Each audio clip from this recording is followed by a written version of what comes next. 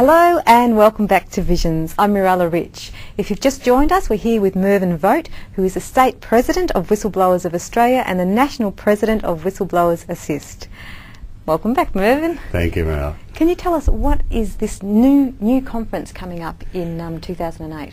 Well, it's Victoria's turn next year to host the National Conference of Whistleblowers Australia, and we are going to have what is a fascinating session. We're looking at a whole range of things that concern honesty and truth and whistleblowing, surviving as a whistleblower.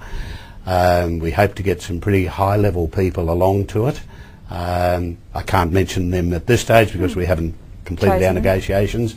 We're been in negotiations with Chisholm Institute down at Frankston, and they have been wonderful. Frankston seems to me to be an ideal place to hold national conferences, and hopefully this will be the first of many conferences from various organisations to be held in Frankston.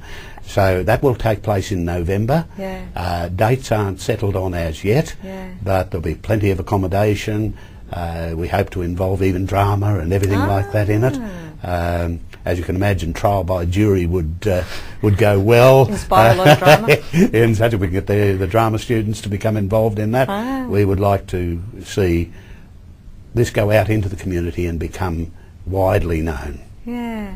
And what are the advantages to going to meetings for whistleblowers, would you say? The big advantage is, firstly, to know that you're not alone. And indeed that's one of the mottos we use for Whistleblower Assist's website. What is... Oh no, finish that one. I'll get another one up. I'm sorry, I've lost my thread. Sorry, that was because you were saying motto. I was thinking, what is your personal motto? Yeah, that's my sword is... Courage is my sword, my shield is the truth. Courage is my sword, the shield is my truth. And the advantages for people going to meetings. Oh, right, there, yes, thanks. I can't claim it's old age, as I've always been like that. But yes, coming along to the meetings, we can share our legal knowledge. The legal profession is an expensive profession. Most whistleblowers just can't afford legal services. The state subsidy for legal cases just doesn't extend to civil cases.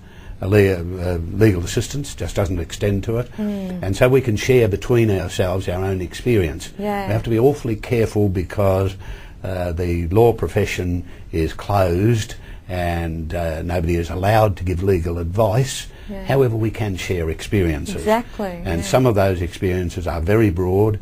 We have people who some might call rough diamonds. They don't necessarily have any formal qualifications, but what they don't know about the law isn't worth knowing. And often we can share these experiences and help people in this way so they know what to do and what pitfalls to avoid. Exactly. And what is the future for the whistleblowers, do you think?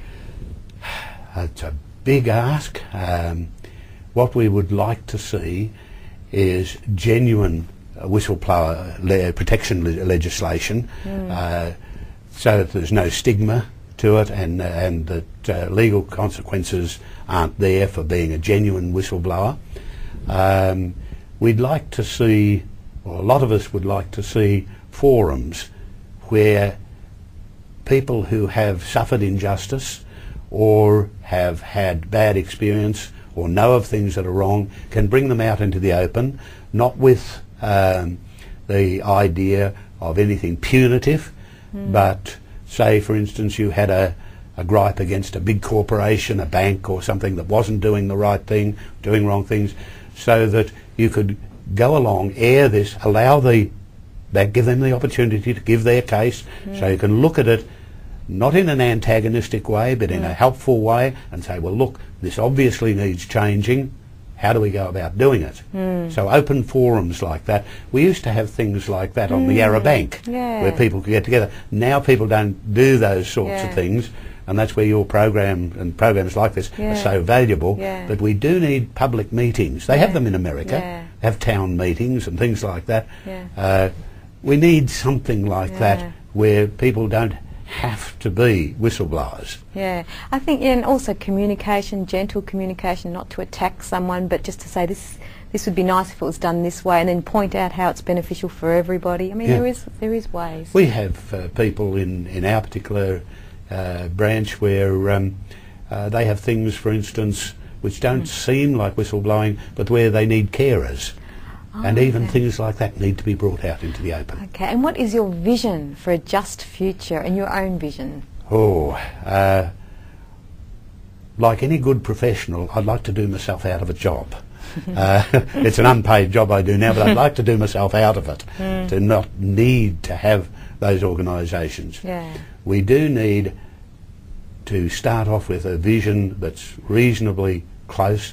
I would like to see in our Constitution, the Bill of Rights enshrined in that Constitution.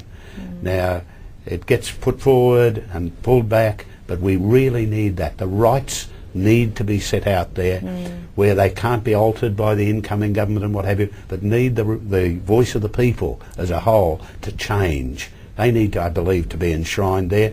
I hope, I hear a little whisper going around that there may be something being done within some legal services circles to get that sort of thing out again. I think that would be wonderful, so that you have rights and they're enshrined there. At the moment there are only two, one of which is in the Constitution, and that is the right of freedom of religion. Thanks to that lovely man Justice Lionel Murphy, he found implied rights in the Constitution of political comment. I've actually used that in cases that I've had to run, but they shouldn't have to be implied.